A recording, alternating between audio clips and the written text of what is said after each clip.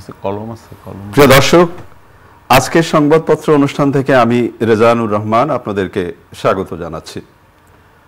বিভিন্ন পত্রিকায় প্রকাশিত খবরের বিশ্লেষণ নিয়ে আমাদের আজকের এই অনুষ্ঠানে অতিথি হিসেবে উপস্থিত আছেন পাক্ষিক অন্যদিনের সম্পাদক আমাদের অনেক প্রিয় মানুষ মাজহারুল ইসলাম। স্বাগত আপনাকে অনুষ্ঠানে। আমরা মূলত আজকে ঈদ সংখ্যা নিয়ে কথা বলবার জন্য এই অনুষ্ঠান সাজিয়েছিলাম, কিন্তু বিশ্ব পরিস্থিতি এবং বিশেষ করে মায়ানমার এবং থাইল্যান্ড সহ বিভিন্ন দেশে যে আর্থকোয়েক, বিশেষ করে ভূমিকম্পে মানুষের যে জীবন নাশ, সব কিছু মিলিয়ে আমরা একটু আলাপ করব, তারপরে ঈদ সংখ্যা নিয়ে আমরা একটু কথা বলবো। তার আগে পত্রপত্রিকায় প্রকাশিত কয়েকটা শিরোনাম আপনাকে আমি একটু পড়ে শোনাই। বাংলাদেশ প্রতিদিন। বাংলাদেশ চীন নতুন দিগন্তে, ভূমিকম্পে কেঁপে উঠল বাংলাদেশও, নিমিষেই ধসে পড়ল ৩০ তলা ভবন। ডক্টর ইউনূসের প্রশংসায় তুরস্কের ফার্স্ট লেডি। মানব জমিনের শিরোনাম, $25 বিলিয়ন ফেরানোর মিশনে আহসান মনসুর, দামি পোশাক বিক্রিতে ভাটা, নতুন অধ্যায়ে ঢাকা বেইজিং সম্পর্ক। দৈনিক সমকাল, $210 কোটি বিনিয়োগ, ঋণ ও অনুদানের প্রতিশ্রুতি, ধসে পড়ল বহু ভবন, নিহত 144। কালের কণ্ঠের শিরোনাম, ঢাকা বেইজিং এক চুক্তি 8 MOU, মাদকমুক্ত দেশ গড়তে ডোপ টেস্ট জরুরি। আমার দেশ, ইউনূস জিনপিং বৈঠকে 9 চুক্তি ও সমঝোতা, শক্তিশালী ভূমিকম্পে মিয়ানমারের শত শত মানুষের মৃত্যুর শঙ্কা। কালবেলার শিরোনাম, পুলিশ সপ্তাহে থাকছে নির্বাচনী গাইডলাইন, $210 কোটি বিনিয়োগ, ঋণ ও অনুদানের প্রতিশ্রুতি, ব্যাংককে ইউনূস মোদি বৈঠক হচ্ছে না। দেশ রূপান্তর, স্থিতিশীলতায় চীনকে পাশে চায় বাংলাদেশ, ঢাকা বেইজিং এক চুক্তি 8 সমঝোতা। খবরের কাগজ, 50 বছরের মাস্টার প্ল্যান চেয়েছে বাংলাদেশ, তিস্তা সহ পানি ব্যবস্থাপনা, মায়ানমারের শক্তিশালী ভূমিকম্পে নিহত 144। দৈনিক দিনকাল, ঢাকা বেইজিং এক চুক্তি 8 সমঝোতা স্মারক স্বাক্ষর, ভূমিকম্পে কাঁপল 6 দেশ। মাঝার, আপনি শিরোনাম শুনলেন। আমরা শুরুতেই বলছিলাম যে আজকের অনুষ্ঠানটি আমরা ঈদ সংখ্যা নিয়ে সাজিয়েছিলাম, কিন্তু এই ভূমিকম্পে 6 দেশ এবং এত মানুষের মৃত্যু, এই যে প্রকৃতি মাঝে মাঝে জানান দেয় যে প্রকৃতির উপরেও যে আমাদের কতটা নির্ভরশীলতা থাকতে হয়। আমরা সবকিছু মিলিয়ে বাংলাদেশের অবস্থা কি? এই যে বাংলাদেশে কিন্তু কেঁপে উঠেছিল আজকে। এই যে আসলে আজকের প্রায় দেখলাম সব কাগজেরই শিরোনাম, প্রধান শিরোনাম হিসেবে এটি এসছে প্রধান উপদেষ্টার চীন সফর, তারপরে এসছে এই ভূমিকম্পের খবরটি। এটি আসলে খুবই মর্মান্তিক একটি ঘটনা, যেটি ব্যাংককে ঘটেছে এবং মায়ানমার সহ আশেপাশে আরও 2-1টি দেশে ঘটেছে। সবচেয়ে বড় যে আঘাতটি ছিল সেটি হচ্ছে ব্যাংককে, এবং একটি বহুতল বিশিষ্ট নির্মাণাধীন ভবন সম্পূর্ণটা ধসে পড়ে। এখন সেখানে 43 জন নির্মাণ শ্রমিক এখন পর্যন্ত পাওয়া তথ্য অনুযায়ী তারা নিহত হয়েছে। এবং যেভাবে ভবনটা আমরা দেখলাম, মানে এটা একদম মানে সিনেমার মতো একটা দৃশ্য আর কি। হ্যাঁ, তো এখন একটা চিন্তা করেন যে এইটা যদি এই নির্মাণাধীন ভবন না হয়ে যদি কোনো নির্মিত ভবন, যদি যেখানে মানুষ বসবাস করে, হোটেল বা কোনো আবাসিক ভবন যদি হতো, তাহলে কত সহস্র মানুষের মৃত্যু ঘটতে পারতো আর কি। তো সেদিক থেকে অনেকটা সেফ হয়ে গেছে। তা আমি আসলে সত্যিকার অর্থে যারা এই নিহত হয়েছে তাদের প্রতি শ্রদ্ধা জানাচ্ছি, তাদের পরিবারের প্রতি সমবেদনা জানাচ্ছি। আর এটি কিন্তু আমাদের দেশের জন্য একটি খুব বড় সতর্কবাণী যে আমাদের দেশে চিন্তা করেন যে 7.7 রিক্টার স্কেল, এখানে বাংলাদেশে বলা হয় যদি 6ও পার করে তাহলে ভয়াবহ পরিস্থিতি হবে। এটাই হচ্ছে সবচেয়ে বড় সতর্কবাণী কিন্তু আমাদের জন্য এটা আসছে, যে আমাদের ভবন নির্মাণের ক্ষেত্রে অধিকাংশ ক্ষেত্রেই কোনো রেক্টর স্কেল মেনটেন করে করা হয় বলে আমার জানা নেই। তো এইটি এখন আমাদের যেটি করা উচিত বলে আমি মনে করি, যে আমাদের যে সমস্ত উঁচু ভবনগুলো আছে সেগুলো কি রেক্টর স্কেলে বানানো হয়েছে, সেগুলোকে যেগুলো একটু দুর্বল সেগুলোকে চিহ্নিত করে কোনো ব্যবস্থা গ্রহণ, এবং সামনে যে সমস্ত নতুন ভবন নির্মাণের অনুমোদন দেওয়া হবে সেই ক্ষেত্রে এই বিষয়টি যেন গুরুত্ব সহকারে বিবেচনা করা হয়, যাতে ভূমিকম্পের এই আঘাতে মানে মানুষের প্রাণহানি না ঘটে। মাঝার, আপনি নিশ্চয়ই খেয়াল করবেন, এক রানা প্লাজা ধসে পড়ার পরে সেই রানা প্লাজার উদ্ধার কার্যক্রম করতে যে আমাদের যে গলদঘর্ম অবস্থা হয়েছিল, তো সেক্ষেত্রে যদি এরকমের ভূমিকম্পে বিশেষ করে ঢাকা শহর যেভাবে ঝুঁকির মুখে আছে, তাতে যদি এখন থেকে, আমি জানি না যে প্রস্তুতিটা কি হওয়া উচিত, ভূমিকম্প জাগার যে প্রস্তুতিটা এইটা যদি না নেওয়া যায় তাহলে কিন্তু ওই যে বাগেলো বলে একটা ব্যাপার আছে। অবশ্যই দেখা যায় যে রানা প্লাজার মতো ঘটনা যখন ঘটে তখন কিন্তু আমরা সবাই সচেতন হই, সজাগ হই। আমাদের কিছু কিছু ভবনের মানে রেক্টর স্কেল নিয়ে আমরা কথা বলি, কিভাবে এই জিনিসগুলো নির্মাণ হচ্ছে সেগুলো নিয়ে কথা বলি, কিন্তু পরবর্তীতে কিন্তু আমরা সবাই ভুলে যাই। তো আমার মনে হয় যে এইটা আমাদের জন্য এবারের এই যে ঘটনাটা আজকে ঘটেছে এটি আমাদের জন্য অনেক বড় একটি সতর্কবাণী, এবং এখান থেকে আমাদের শিক্ষা গ্রহণ করে কিভাবে আমাদের জানমালের নিরাপত্তা রক্ষা করা যায়, ভবনগুলোকে কিভাবে রক্ষা করা যায় এগুলোকে চিহ্নিত করা উচিত, এবং এটা নিয়ে খুব ভালোভাবে কাজ করা উচিত সংশ্লিষ্ট দপ্তরের। অনেক ধন্যবাদ আপনাকে। আমাদের মাননীয় প্রধান উপদেষ্টা এখন চীনে, এবং পত্রপত্রিকায় যেটা আপনি নিশ্চয়ই শিরোনাম শুনলেন, বাংলাদেশ প্রতিদিনের শিরোনাম বাংলাদেশ নতুন দিগন্তে, নিশ্চয়ই অবশ্যই আমরা আশাবাদী যে প্রধান উপদেষ্টার এই সফরের মাধ্যমে বাংলাদেশ এবং চীন একটা দ্বিপাক্ষিক সম্পর্ক আরও উন্নত হবে, এবং বাংলাদেশে বিনিয়োগ আসবে, চীনা বিনিয়োগ বাড়বে, এবং এক্ষেত্রে নতুন কর্মক্ষেত্র সৃষ্টি হবে, এটি আমরা আশা করছি। এবং তিস্তার ব্যাপারে দেখলাম যে তিস্তা মহাপরিকল্পনা নিয়েও এখানে কথাবার্তা আছে। হ্যাঁ, এটা তো অবশ্যই, এটা তো একটা দীর্ঘদিনের আমাদের একটা সমস্যা নিয়ে আমরা আছি, এবং সেই সমস্যা যদি সমাধান হয় সেটা তো অবশ্যই দেশের জন্য অনেক মঙ্গলজনক। অনেক অনেক ধন্যবাদ। আসি আমরা একটু ঈদ সংখ্যা নিয়ে। এটা নিশ্চয়ই আমরা খেয়াল করব যে একটা সময়, যে সময়ের কথা আমি বলছি, যে ঈদে জামা, জুতা, প্যান্ট, নতুন কাপড়, তার সাথে সাথে একটা ঈদ সংখ্যা, সেই ঈদ সংখ্যার যে সংস্কৃতি, সেই সংস্কৃতি যদি বিচিত্রার কথা থেকে শুরু করি, বিচিত্রা, তারপর আপনাদের বড় হাউস সাইজের একটি সংখ্যা শুরু হলো অন্যদিন, তারপর থেকে দৈনিক পত্রিকাগুলো, এখন অধিকাংশ দৈনিক পত্রিকাই কিন্তু এখন বিচিত্রা, আমার যতদূর মনে পড়ে 1996 সালে বিচিত্রা বন্ধ হয়ে যায়, এবং এটি ছিল বিচিত্রার শেষ ঈদ সংখ্যা। আর সেই সময় পর্যন্ত ঈদ সংখ্যা বলতে বিচিত্রাকে বোঝানো হতো, এর সঙ্গে আরো বেশ কিছু সচিত্র সন্ধানী, রোববার, এরকম আরো বেশ কিছু ঈদ সংখ্যা স্বদেশ নামে প্রকাশ হতো। এরপরে অন্য দিনের আত্মপ্রকাশ ঘটে 1996 সালের ফেব্রুয়ারি মাসে, এবং 1997 সালে আমরা প্রথম ঈদ সংখ্যা করি, এবং সেটি ছিল 400 পাতা। এই 400 পাতার বর্ণিল এবং বিচিত্রধর্মী সব লেখা নিয়ে এটি যখন প্রকাশিত হয় তখন এটি বাংলাদেশের জন্য এটি একটি ঐতিহাসিক একটি ঘটনা ছিল, এবং ব্যাপক প্রশংসিত হয়। এবং তারপর থেকে যেটা হয়েছে যে আমরা আমাদের নিজেদের সাথে আমরা প্রতিযোগিতা করতে থাকি। 400 পাতা থেকে 500, 550, 600, 700, 750 পাতা পর্যন্ত আমরা ঈদ সংখ্যা করেছি। তখন পর্যন্ত কিন্তু একটা সময় পর্যন্ত বাংলাদেশের দৈনিক পত্রিকাগুলো ঈদ সংখ্যা প্রচলনের কোনো ইয়ে ছিল না। আমার যতদূর মনে পড়ে 1999 বা 2000 সাল থেকে দৈনিক পত্রিকাগুলো ঈদ সংখ্যা প্রকাশ শুরু করে। প্রথম আলো প্রথম শুরু করে, তারপর আস্তে আস্তে যুগান্তর এবং অন্যরাও এগিয়ে আসে, এবং এখন তো মনে হয় যে যত দৈনিক পত্রিকা তত আপনি ধরুন প্রথম আলো, অন্যদিন, কালের কণ্ঠ, মানব জমিন, সমকাল, খবরের কাগজ, কালবেলা, ভোরের কাগজ, সব দৈনিক পত্রিকা একই সাথে।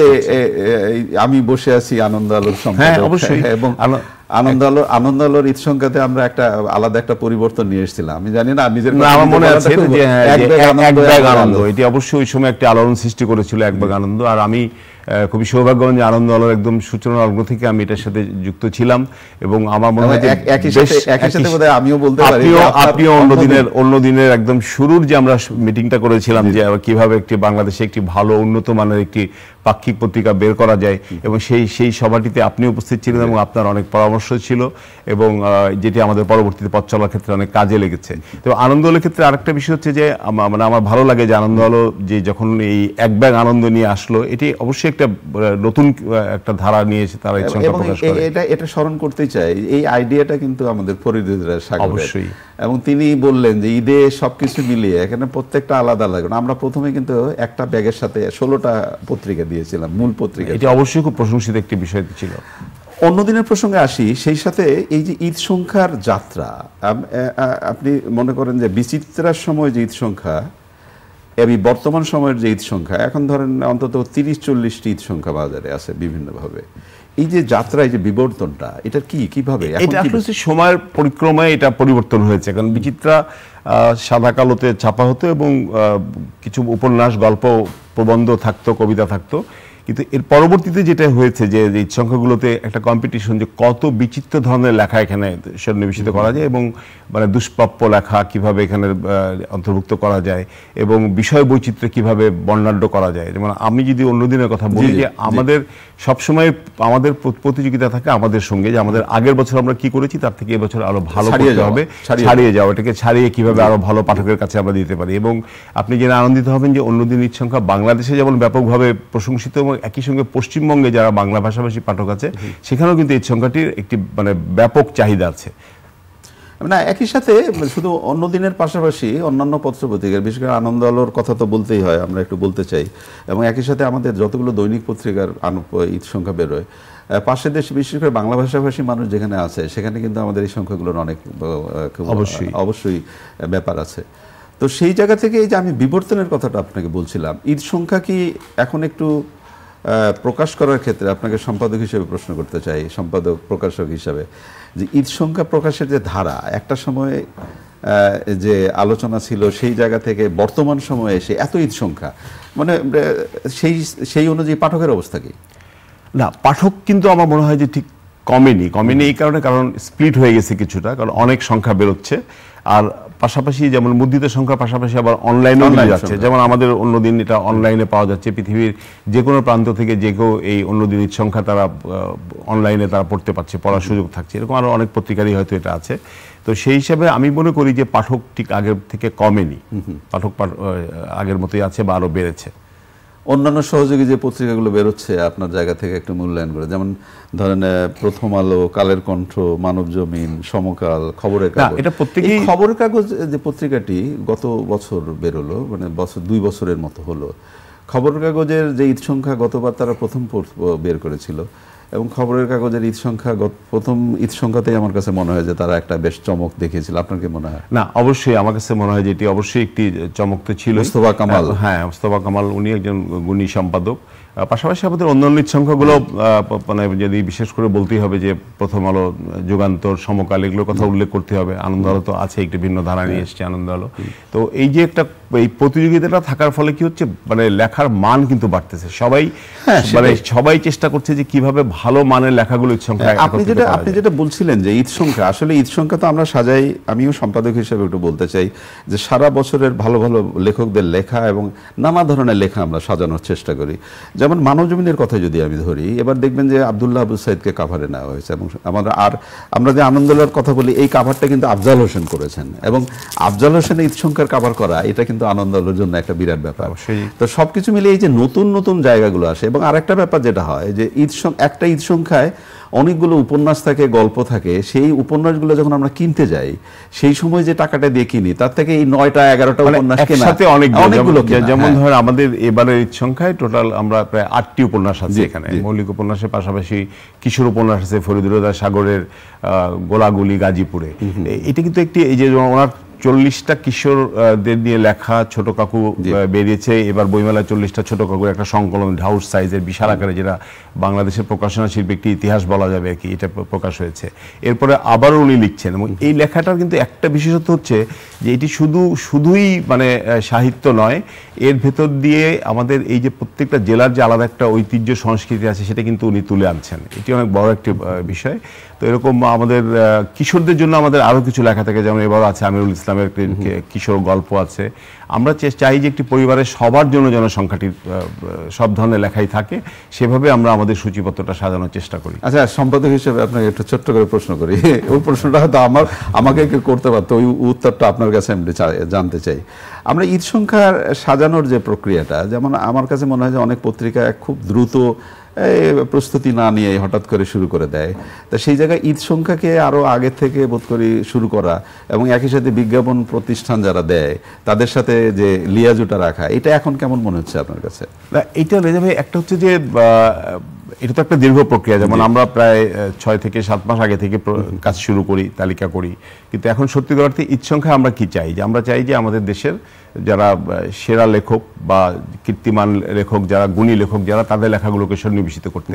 আমরা আজকে খুব বারবারই মনে পড়ছে যে আমরা আমাদের যেমন অন্য দিনের একদম নিয়মিত কিছু লেখক ছিলেন, তেমন সৈয়দ শামসুল হক, রাবেয়া খাতুন, হুমায়ুন আহমেদ, মানে এই অন্য দিন ঈদ সংখ্যা মানে তারা যদি একটি করে উপন্যাস লিখতেন সেটি অন্য দিনের জন্য লিখতেন। আরও অনেক লেখকই আছেন, আমি সবার নাম এখানে উল্লেখ করছি না।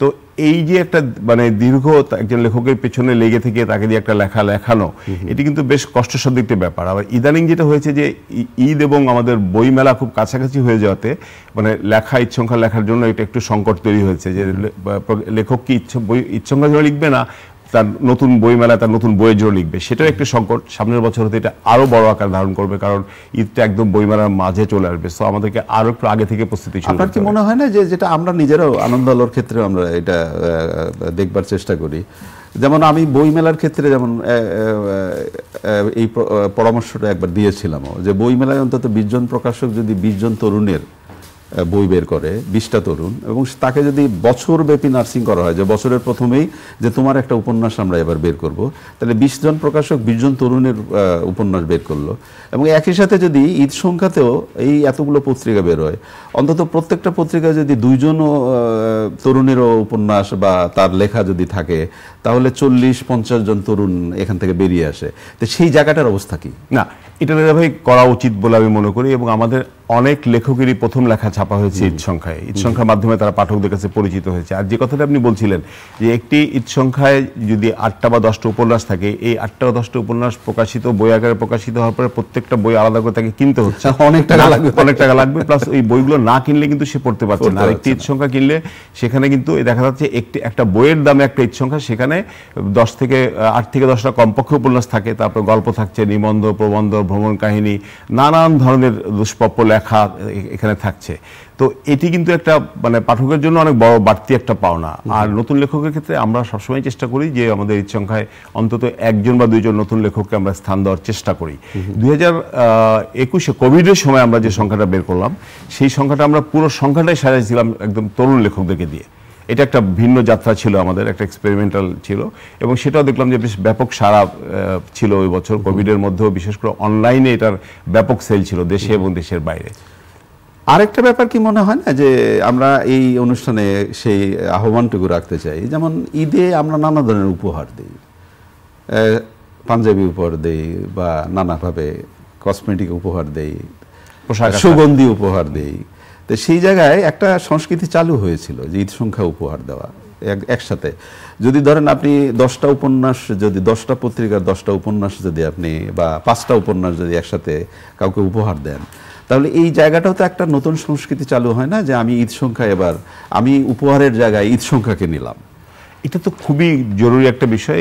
এই কালচারটা, সংস্কৃতিটা বহু আগে থেকেই ছিল, ইদানিং হয়তো একটু কমে গেছে কিনা আমি জানি না, তবে আমি মনে করি যে এটি থাকা উচিত, যে মানে আমার ঈদ শপিংয়ে আমার ঈদ সংখ্যার জন্য একটা ছোট্ট বাজেট থাকা উচিত নিজের জন্য এবং প্রিয়জনকে উপহার দেওয়ার জন্য।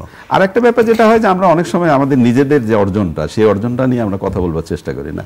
বাইরের পত্রিকায় এলে আমরা একটু আগ্রহ প্রকাশ করার চেষ্টা করি, কিন্তু এই ঈদে ঈদ সংখ্যাগুলো কি করছে ওই জায়গাটা কিন্তু একটু মানে ছেদ পড়ে গেছে। যেমন এক সময় মানে পশ্চিমবঙ্গের শারদীয় সংখ্যার একটা বিশাল বাজার কিন্তু বাংলাদেশে ছিল, যেটা কিন্তু আমাদের এই ঈদ সংখ্যাগুলো এইভাবে প্রকাশিত হওয়ার ফলে সেই বাজার কিন্তু অনেকটা কমে এসছে।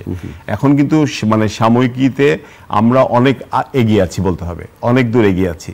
আর একটা বিষয় আমি একটু এখানে এই অনুষ্ঠানের মাধ্যমে উল্লেখ করতে চাই, যে কথাটি আপনি বলছিলেন যে অসংখ্য সংখ্যা প্রকাশিত হচ্ছে, কিন্তু আমি মনে করি যে ঈদ সংখ্যার লেখার ক্ষেত্রে যেন সবাই আমরা একটু মনোযোগী হই এবং মানসম্পন্ন লেখাগুলো যেন এখানে প্রকাশ করি। আর কোনো অবস্থাতেই যেন পুরনো লেখাকে আমরা নতুন লেখা হিসেবে না ছাপি, যেটি অনেক পত্রিকাতেই খুব দুঃখজনক যে কোনো লেখকের সরাসরি বই থেকে তার অনুমতি নিয়ে অনুমতি ছাড়াও ছাপা হয়। কিন্তু এই ক্ষেত্রে কোনো সময় দেখা যায় বিশিষ্ট লেখকদেরও, আমি ক্ষমা চেয়ে বলছি, তারাও অনেকে পুরনো লেখা এই জিনিসটা তো আমরাও বিভিন্ন সময় ফেস করি এবং আমরা নিজেরা বিব্রত হই যখন দেখি যে একজন লেখক আপনি একটু আগে ফরিদুর রেজা সাগরের কথা বললেন, তার এবার শুধু আপনাদের পত্রিকা না, আরো খবরের কাগজ থেকে শুরু করে অনেক পত্রিকায় উপন্যাস আছে, এবং আমি তাকে দেখেছি লেখক হিসেবে, তাকে যেহেতু কাছে থেকে দেখবার একটা সুযোগ, উনি কিন্তু সবসময় ঈদ সংখ্যায় একটা নতুন এবং অন্য রকমের লেখা দেবার ব্যাপারে তারা আগ্রহ। আমাদের অন্যদিন ঈদ সংখ্যা কিন্তু একদম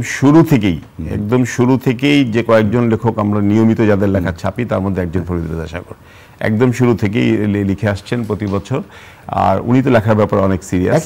একইভাবে কিন্তু আমাদের শাইখ সিরাজ, এইবার আমাদের পত্রিকায় আনন্দ আলোক সহ বেশ কয়েকটি পত্রিকায় শাইখ সিরাজের লেখা আছে। কিন্তু আপনারও তো এবার বেশ কয়েকটি পত্রিকায় লেখা আছে। সেটা আমি যেহেতু অনুষ্ঠানটা উপস্থাপনা করছি, কোন পত্রিকায় আপনার অন্যদিনে আপনাকে চমৎকার গল্প খবরের কাগজে আছে, সমকালে আমার একটি লেখা আছে, সমকালে একটি লেখা আছে। তো এই নিজের কথা এই অনুষ্ঠানে না বলে উপস্থাপক হিসেবে না বলাই ভালো। আমরা ঈদ সংখ্যা নিয়ে কথা বলবার সময় একটা ব্যাপার যেটা খুব লক্ষ্য করি, প্রিয় পাঠকদের কাছে অনুরোধ করতে চাই, যে অনুরোধটা যে আপনি একটা বাজেট, আপনি যেটা একটু আগে বললেন যে নিজেদের একটা বাজেট থাকে, এবং এই সময়ে মধ্যবিত্তরাই কিন্তু আসলে ঈদ সংখ্যা কিনবার ব্যাপারে আমার যতটুকু গবেষণা, যে তাদের ক্ষেত্রে কিন্তু ঈদ সংখ্যা কেনার ব্যাপারে একটা আগ্রহ বেশি থাকে।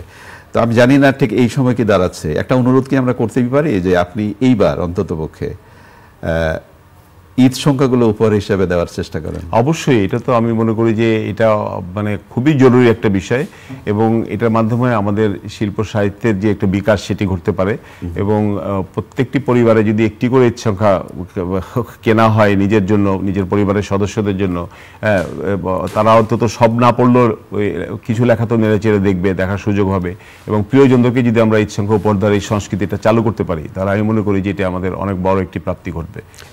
আমরা যেহেতু ঈদের আনন্দ নিয়ে কথা বলছি, আমার মনে হয় যে ঈদের টেলিভিশন অনুষ্ঠান নিয়েও একটু কথা বলবার সুযোগ আছে আমাদের এই অনুষ্ঠানে। আমরা নিশ্চয়ই খেয়াল করবো যে আমাদের প্রত্যেকটি টেলিভিশন চ্যানেল 7 দিন 6 দিন 5 দিন অনুষ্ঠানমালা সাজিয়েছে।